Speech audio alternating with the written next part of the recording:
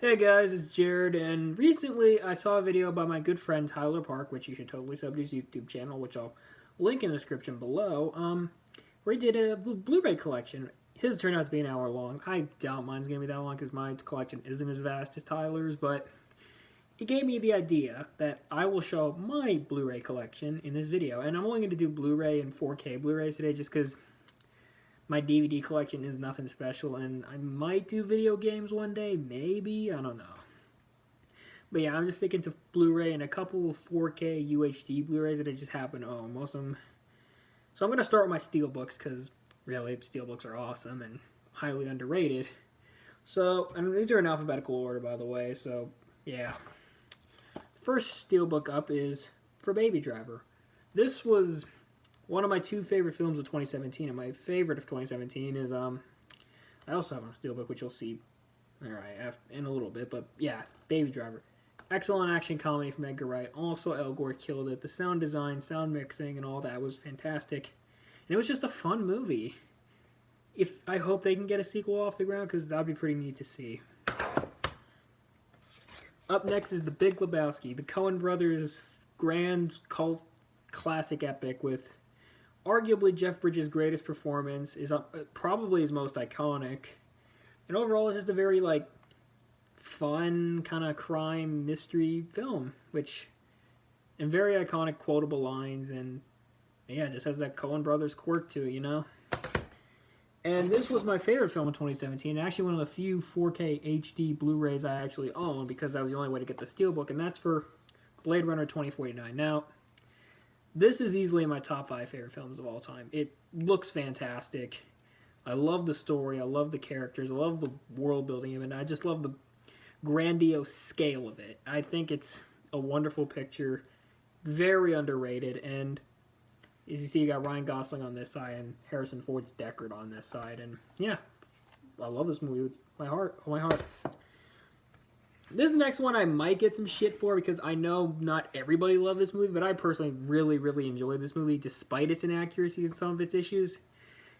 I mean, I liked it enough to own the Steelbook, for God's sakes, and that's Bohemian Rhapsody. Now, yeah, I'm not going to say it's a perfect movie, but Rami Malek was pitch perfect as Freddie Mercury. It's got a bunch of Queen music. I think it looks great, and the Live Aid sequence alone makes this 4K Blu-ray worth owning, in my opinion. Next up is Die Hard. It's Die Hard. It's an action classic. It's probably my favorite Christmas movie of all time because it is technically a Christmas movie. So, yeah, Bruce Willis, great action, kicks ass as John McClane. Alan Rickman was great as Hans Gruber, the fucking evil German terrorist guy. And, yeah, just great movie with a great Steelbook. I love the red on this. It's very red. It's very red. Very insightful, Jared. Next up is another Ryan Gosling movie, which is one of my favorites, and that's Drive. And the reason why I love Drive so much is it's such a unique, take on the crime thriller genre. The music's great. It looks great. Nicholas Winding Refn's direction is, so out there and fantastic that I actually love it. And yeah, Drive was one of my favorite movies, and I give it my highest recommendation. Now, up here is The Evil Dead, and this is the original by Sam Raimi and not the 2013 reboot. This is one of my favorite cult horror movies ever. It's creepy, it's over the top, it's honestly disgusting at points, and it does it all in spades. And this man, Bruce Campbell, kicks so much ass, it's not even funny. Yeah, but yeah, Evil Dead, one of my favorite horror movies of all time. Next up is The Fifth Element, which is probably my favorite Luc Besson movie of all time, and another Bruce Willis Steelbook. It's just such a weird, out there movie that you can't help but, love it. Now, it's one of those, love it or hate it movies that people either really love or they really hate, but I'm in the category of I love it. I love the world it built. I love how it looks. I love how, absolutely bonkers it gets to points, and I know I'm in the minority of this. I loved Chris Tucker as Ruby Rhod. I just thought he was, really funny, and Gary Oldman is a wonderfully over-the-top villain. But yeah, Fifth Element, pretty cool sci-fi movie from the 90s. Next up is Kill Bill. It's Quentin Tarantino. I gotta have a Quentin Tarantino. Now, I don't own Volume 2. This is Volume 1. It's just because, I don't know, for some reason, Volume 2 I never liked as much. I loved Volume 1, but Volume 2 I just thought was, good, but not great. But I haven't seen Volume 2 in a while, so maybe my opinion will change on that. Next up is the first steelbook I ever bought, and that's for the original Men in Black from 1997. Classic sci-fi comedy with Will Smith and Tommy Lee Jones, the great chemistry, and just such a breath of fresh air for comedies in the 90s, I think. Pretty funny movie, but most of you have seen it. Men in Black 2. Not the greatest movie, but I kind of felt obliged to get it because I have the trilogy, so why not? And on that same note, Men in Black 3, which I actually legitimately like this movie. I think it's kind of underrated, because not underrated in the sense of everybody hated it. Underrated in the sense of nobody talks about it. Which I think is a shame, because it still had a lot of the charm and good qualities that made the first one so good. And also, okay, that's Tommy Lee Jones, I'm pretty sure, but Josh Brolin as young Tommy Lee Jones is just awesome. And next up is Once Upon a Time in Hollywood, which is my favorite movie of 2019 and one of my favorite Tarantino movies, period. This is the Best Buy exclusive 4K steelbook that I got for Christmas recently. And yeah, it's a fantastic movie. It's very Tarantino-esque, and I mean that in the best way possible. The dialogue, how the story's set up, and just awesome. And the cast is all great, with Brad Pitt giving probably the best career of his performance. And if he doesn't win Best Supporting Actor, I will be mad. And also, Brandy. Gotta love Brandy. Next up is Snatch, which is a very... I'm sorry, I'm starting for a second, but it's a very good Guy Ritchie comedy. Not very good, very great action crime comedy. This is the stuff he's known for. This is his bread and butter right here. And I think this is where his style peaked, because it's very funny, very engaging, very original. I just love it. And Brad Pitt is this garbled... It's just funny. It's you like dags? Alright, that was terrible. But yeah, what isn't terrible is Snatch. I also own Rock and Roll on DVD, but like I said, I'm not going to do DVDs today, and I'm probably going to go see The Gentleman Suit, which is supposed to be his grand return to British crime comedy, so look forward to that. Next up is Spectre, which I'm not going to say I love Spectre, but the only reason I got this on Steelbook is because it was $5 on Black Friday, and I don't dislike the movie. I think it's good, a solid 7 out of 10. I just think it's the weaker of Craig's Bonds, and I just hope No Time to Die can improve on it,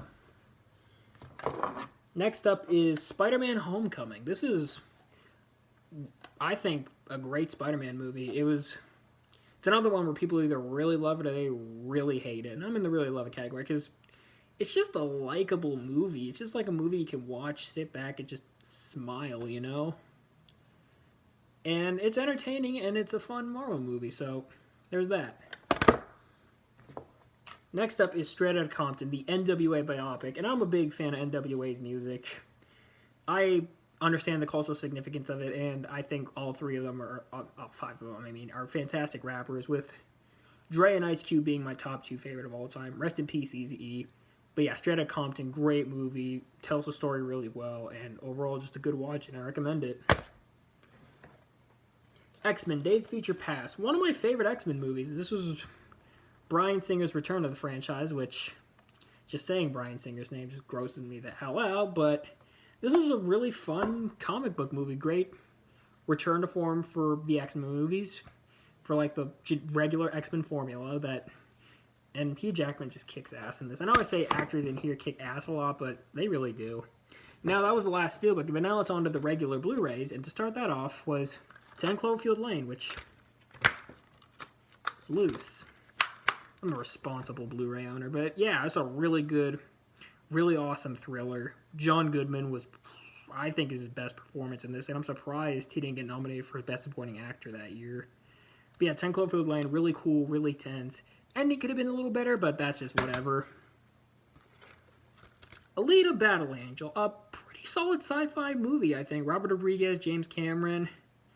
It looked great. Rosa Salazar was perfect as Alita. Mahershala Ali was a fantastic villain, and Christoph Waltz. You can never go wrong with Christoph Waltz. But yeah, I thought it was pretty underrated, and I know the Alita stands on Twitter are bad, Joaquin Phoenix Joker stand bad, but I do kind of want to see a sequel to this. I think it'd be cool, especially what they set up at the end. Next up is American Made by Tom Cruise, which I think was a really underrated, crime action comedy from 2017. I think it got overshadowed because it came out at the same time as Golden Circle and It, and those two movies kind of overshadowed it. But I think this is my personal favorite of the three of those. And yeah, it was really funny. Tom Cruise is great, and it told a really cool story. And I think it told it in a really cool manner in terms of like the cinematography. You know, like it actually looked like it was kind of filmed on a camcorder in the late 70s, early 80s. But yeah, really good movie. Avengers Endgame. I had to. It's the grand finale of the Infinity Saga. Well, technically not, but you know what I mean. It was the perfect ending to this chapter of the MCU, and as a big Marvel fan, I had to. Next up is Big Trouble in Little China, one of my favorite cult movies. John Carpenter, Kurt Russell. Kurt Russell kicks ass. It's just an awesome movie, and I highly recommend it. Birdman, or The Unexpected Virtue of Ignorance. I had to say the whole title. I'm going to be honest with you guys. I've never seen this movie. I just stole this off my stepdad. But yeah, I will watch it one day, and I know I'll love it because of what I've heard and what I've seen, what it was able to do. I know I'll love it. Black Klansman. One of my favorites from 2018. This was Spike Lee, and want to say it was John David Washington's debut, or at least it was his first like breakout role, you know? Like this is what put him on the map, you know? And Adam Driver was great. Topher Grace's David Duke was like, what? But it was almost like perfect casting once you've seen it. It's weird to explain, but yeah, I love this movie. I thought it was fantastic. Had a great message at the end, and I look forward to seeing John David Washington in Christopher Nolan's Tenet, which comes out this summer. And this is the OG Blade Runner, the final cut.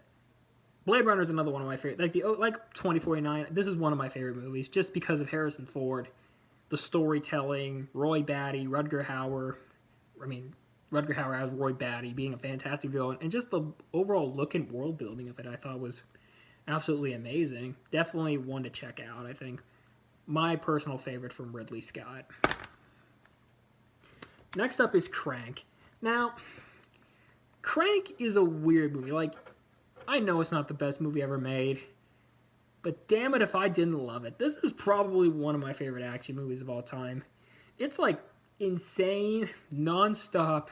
It's like go, go, go. And Jason Statham, he's just having so much fun. I can't help but smile. But yeah, that's Crank. I haven't seen the sequel, though. Although High Voltage, I do really want to see that. If I ever find that Blu-ray for cheap, I will buy it. And this is one of the few, this is the only non-steelbook 4K Ultra HD Blu-ray I own, and that's for the original Deadpool. I'm going to be honest, the original Deadpool doesn't hold up as well as I wanted to. Like, it's still a decent movie, don't get me wrong, but I think just a lot of the jokes just were like, okay, you're just being crude for the sake of being crude. And that, I don't really like that type of humor, but I respect it for what it was able to do for R-rated comic book movies. Ryan Reynolds was perfect as Deadpool, and it does... And it's a movie where I'd say the positives far outweigh the negatives, although I do prefer Deadpool 2, which, oddly enough, I don't own. Should probably get on that. Next up is Django Unchained, another favorite of mine from Quentin Tarantino. Jamie Foxx, Leonardo DiCaprio, Christoph Waltz, all fantastic. It's a movie that has, like, two different tones, and I think it balances well. Like, it can go from, like, over-the-top, blaxploitation, spaghetti western one second, and then just this serious slavery drama the next, and it doesn't feel like super jarring, I think. And yeah, and it's another Quentin Tarantino. The dialogue is top shelf. It's just an awesome movie. Next up is Dunkirk. Christopher Nolan's latest. It's a World War II movie. Won a bunch of awards, and it's just a very deep film. Like, not deep, but like, you know what I mean? Like, very intense movie. Like, I saw this in IMAX, and yeah, my eardrums were hating me after that. But yeah, Dunkirk, worth seeing in IMAX. It's definitely worth owning on Blu-ray. Next up is Fast 5. Now, I know the Fast and Furious movies kind of get shit in Hollywood, but honestly, they're kind of a guilty pleasure to me. Like, I know they're not great, but I like watching them. They're entertaining enough. And I think Fast 5 is my favorite. This is the one set in Rio, and the one that introduces The Rock, who I think really did save this franchise, because they could have only done so much with that current formula before it kind of got stale. They had to throw something in there for the mix, and I think it helped the movie. And still, on its own, I think it's still just a solid, entertaining action movie. First Man from last year, one of my favorites from 2018. Ryan Gosling was fantastic. Neil Armstrong, Claire Foy was great. Damien Chazelle's direction and the score. Oh my God, the score! One of my favorites from 2018. Next up is Free Fire, a pretty underrated A24 film. Like I know A24 fans, they love their movies. They love A24. Like the A24 fan, A24 to them is like oxygen. But that's for a whole nother video. But Free Fire is one that I think should get more attention because I think this is among one of my favorite A24 films. It's much like Crank. It's a very like go action movie, and I love movies like that. And everybody here did great and pretty good direction. Pretty weird to hear that the director of this, Ben Wheatley, is attached to the Tomb Raider sequel. I mean, whatever's gonna jazz that up, I suppose. And I'm just going to talk about these next two together because they're sequel, and that's the Guardians of the Galaxy movies. Now, these, I think, are both really fun, really nice entries into the MCU. They're different enough from this typical, like, Avengers stuff that it's like, oh, this is cool, and it has enough of that, like, retro flair that makes it, like, appealing. Like, both these movies have fantastic soundtracks. And I think that, coupled with James Gunn's direction and script, were just awesome. Made it just a very good, awesome movie. And I know I'm in the minority on this, and I know I'm going to get some shit for this, but I actually kind of prefer Volume 2 to Volume 1. I think because it was more visually appealing, I think it just appealed to me more emotionally, just because of when I saw it at my time, where I was at my life when I saw that movie. It really helped a lot. But that's neither here nor there. Next up is The Hateful Eight, another Quentin Tarantino Western, and is it bold to say that I like it more than Django? Maybe, but that's what I think. I think the dialogue was better, I think the acting was better, and I think it being a more self-contained story kind of helped. This is pretty much just Reservoir Dogs in the old West, basically, and Reservoir Dogs is my favorite Tarantino movie, so I ain't got to complain with that.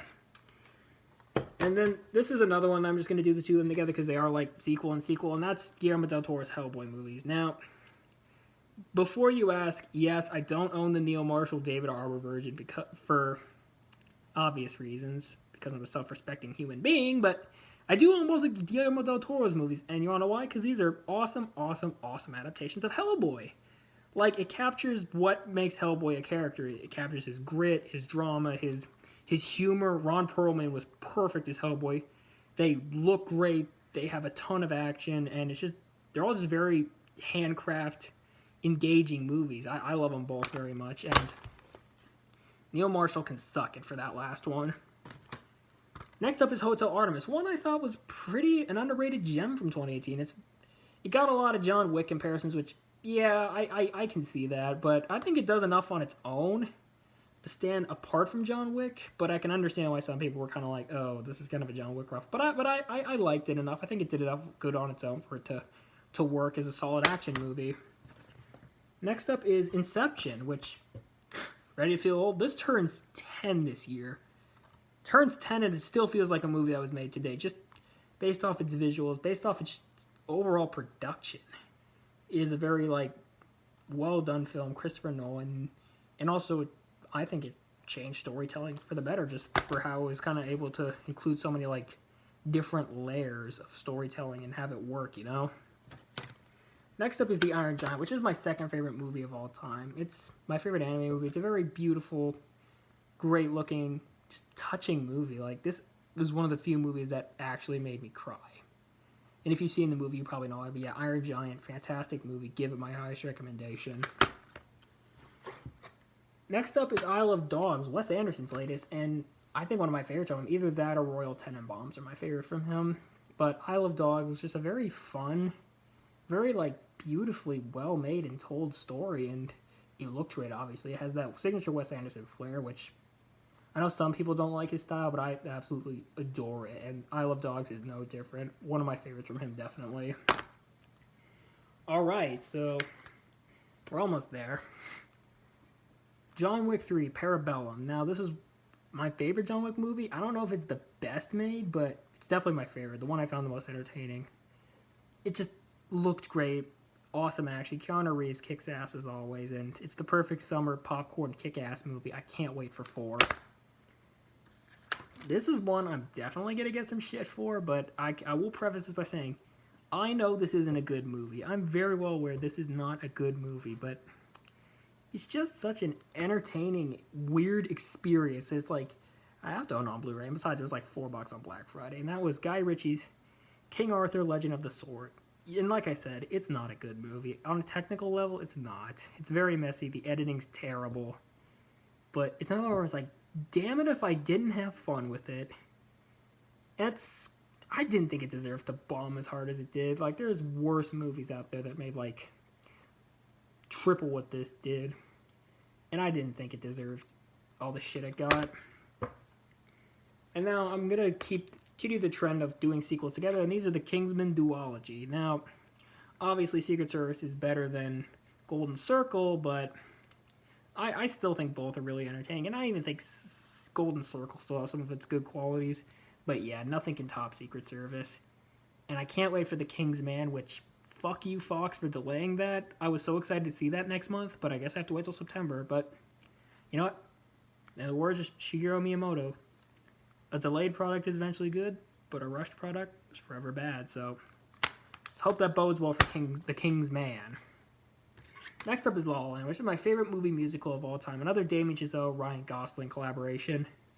It's a very well-made, very funny, very just wholesome movie. And then the ending just completely gut punches you. And it's just like, shit.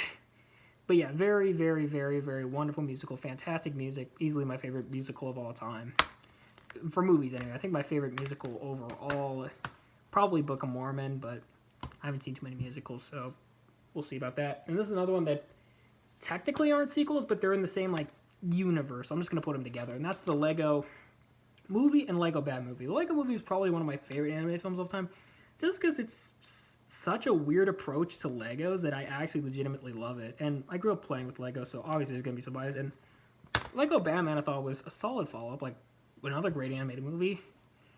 And yeah, I'm kind of sad that this one kind of underperformed at the box office, because I would have loved to see more from Lego Batman. And then as for Lego Movie 2, it was okay. Same with Ninjago. Like, neither of them were bad, but just they weren't Lego Batman and the Lego Movie. They just weren't that good. Logan. This is how you end a character. Like, this is how you give a character a proper send-off. Hugh Jackman, I think, was Oscar-worthy in this, which I understand why he didn't get nominated for an Oscar, because it was a very competitive year. But I'm glad to see the screenplay get nominated, and I thought it was a very somber, very dark, very real take on Wolverine, and I thought it worked for it. And James Mangold is a fantastic director, and I look forward to more of what he does. Although it isn't out on Blu-ray yet, I will be buying Ford vs. Ferrari, definitely. That's another one of my favorites from him. Next up is Lone Survivor, which is Peter Berg, Mark Wahlberg. I think they're... Actually, take that. Deepwater Horizon's their best, but this is their second best. Very dark, very real war movie. Mark Wahlberg actually gives a legitimately good performance. And yeah, it's just a very touching, like, not touching, but like very white-knuckle movie, and I think it's fantastic. I should get Deepwater Horizon on Blu-ray. I have it on DVD, but I should get it on Blu-ray. Next up is The Magnificent Seven, which was the Anthony Fuqua, Denzel, Chris Pratt, Ethan Hawke movie, and I thought it was a really cool and fun Western. Pretty underrated, too, because it did okay at the box office, but it didn't, like, I think it just barely broke even, which I would have loved to see in a sequel with these guys, because it was a really fun, really entertaining Western. And yeah, I thought it was a neat movie. Next up is Murder on the Orient Express, the Kenneth Branagh version, which, again, is another love it or hate it movie. And I'm not going to say I loved it, but I liked it. Like, I'm definitely going to see Death on the Nile when that comes out in October. And it just looked great, and it was just a very, like, chilling movie. Like, when I saw this in the theaters, I actually felt cold. And this is coming from a Canadian, so if you can make a Canadian feel cold in theater with just looking at your movie, you know you're doing something right. And then next up is Paul. This is the Simon Pegg, Nick Frost, Seth Rogen alien comedy from 2011. It's not a fantastic movie, but it was funny and cool enough to stand on its own. And yeah. Next up is The Revenant, the one movie that won Leonardo DiCaprio was long-awaited Oscar. Another Alejandro G. Iñárritu, that same guy who did Birdman. It's a very this tense movie, and it just looks so real. Probably because they use natural light, but another great movie. Saw this in the IMAX. It was really cool. Next up is Rocketman. This was the Elton John biopic starring Taron Egerton, which, can we just say, robbed for Best Actor in the Oscars, by the way. It was a very touching, very, like... I know Elton John produced this. Like, this is a no holds barred telling. Like, Elton John will tell you everything is life, even the shit he would probably rather not tell you, and I respect him for that. And now, I know this gets a lot of comparisons to Bohemian Rhapsody, which, yeah, I mean, both about British rock icons around the same time period, makes sense.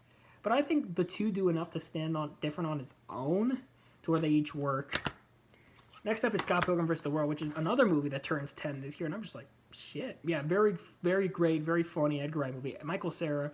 This movie made me like Michael Cera. Simple as that. Shape of Water. Another one I'm going to be embarrassed of what I haven't seen. But I will watch soon because, I mean, it's Guillermo del Toro.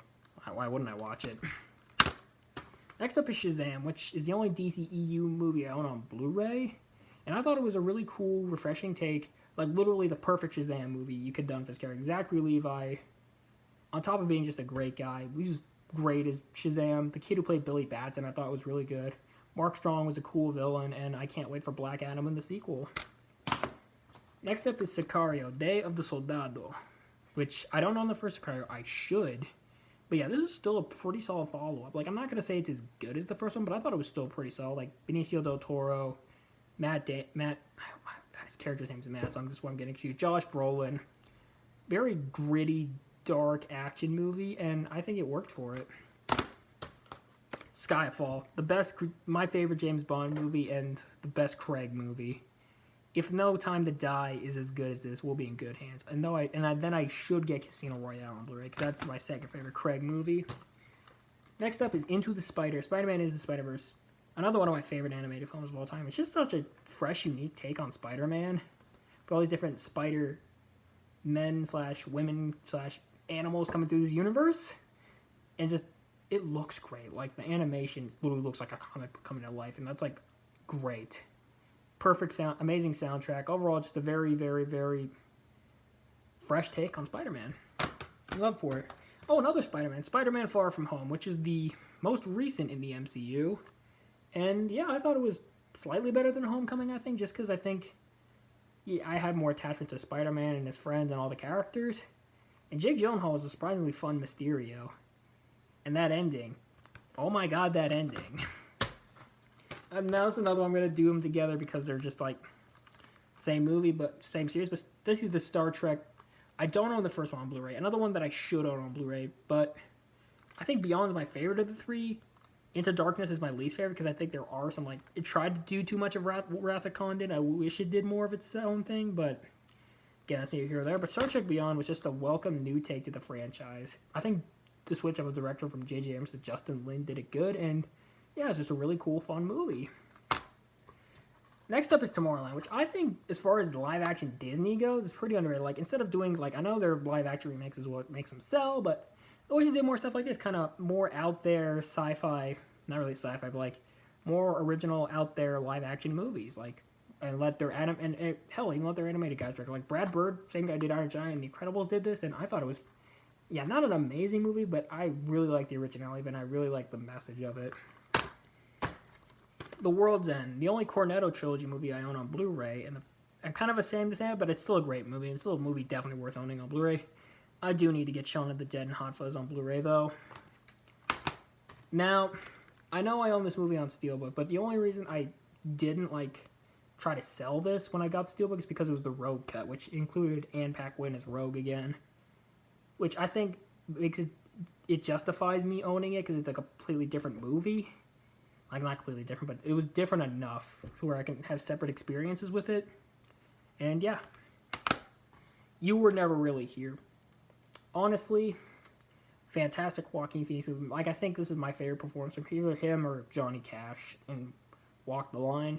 Very dark, very gritty, very, like, nasty movie, but one that I just can't bring myself to stop watching. This is Anne Ramsey, the same person who did Same lady who did, Lynn Ramsey, my bad, who did We Need to Talk About Kevin. And it isn't as messed up as that movie, but still kind of has its messed up moments, I think. And then finally, Zombieland. I will probably get Double Tap on at some point, but I'm fine with the original Zombieland. It's a very funny, very unique take on zombies, almost like Shaun of the Dead did, but this is pretty much just the American Shaun of the Dead, in my opinion. Not as good, but still pretty solid. And that's it. A half-hour-long video of me talking about my Blu-ray collection. And I may make it an annual thing where because I'll definitely get more Blu-rays. But I might make it an annual thing. But I just wanted to I watched television. I'm like, oh, I want to do that. And yeah, I did that. So thank you guys for watching. Thank you guys for sitting through this. And I hope you liked the video. And share it out.